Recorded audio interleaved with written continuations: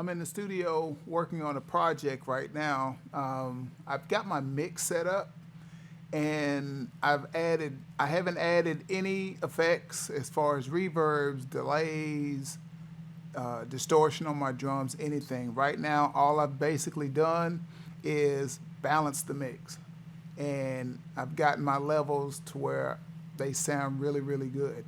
And the way I was able to achieve that was with using this plugin called Wavebalance. It's an awesome plugin. I'm also using Flexion. That is, Flexion adds air and brightness to your mix. It's a really good product to have. But the biggest reason for this video is showing you Wavebalance. And what Wavebalance does is it allows me to control the volume on my instruments. Let's look at my snares. I have this on every track, but my snares, from my research, is these are the things I normally mix by. I've got it at a -10, and that's bringing my snares down. If I go to my kicks, it's bringing my kicks down to a number that's manageable, to where they mix in really well. The problem I was having with this mix is, even though I went in on reverb, I do this on my reverbs and delays also before I ever add anything to it. Now, as you can see, I don't have any effects on it, just the wave balance. But I go in and I reduce this audio right here, because once you run all of these into buses, and then you run the buses into your reverb and your delay, and you run your delays and reverb into your mix, these are three additional volumes of all these instruments combined. So you have to be able to tame them, because my target is -6 dB for my mix before I go into mastering. And before I even add any effects to it, I still want to maintain that. So you have to tame it on the front end first before you do anything else. Otherwise, you're going to be chasing your tail. So really quickly, this is what it sounds like. This is what my mix sounds like, and it's clipping.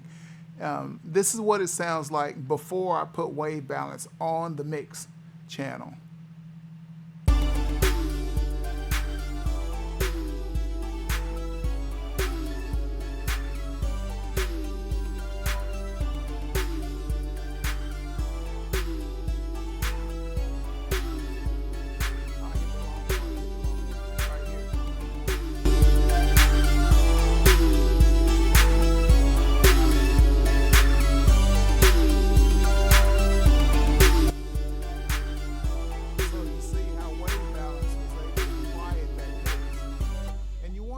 Quieter mix. You don't want it clipping, because like I said, you're going to wind up chasing your tail.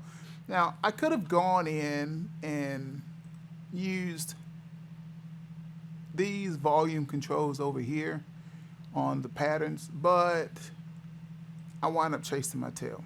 Technically, I mean, I really and truly wind up chasing my tail, turning this down and turning that down. I don't mess with the faders much. As you know, you can see they're barely moved.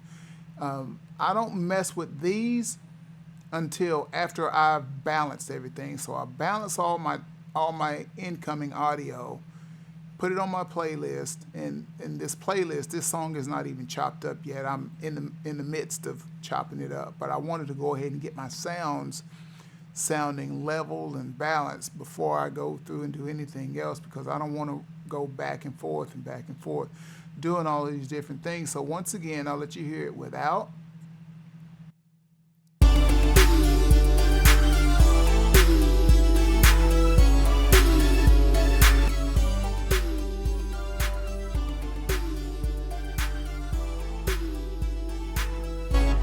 And very quickly, I'll let you hear what Flexion does to the mix. I'll let you hear it with wave balance off, and then I'll turn both of them on. So I'm going to turn wave balance off, got Flexion off. This is what the mix sounds like.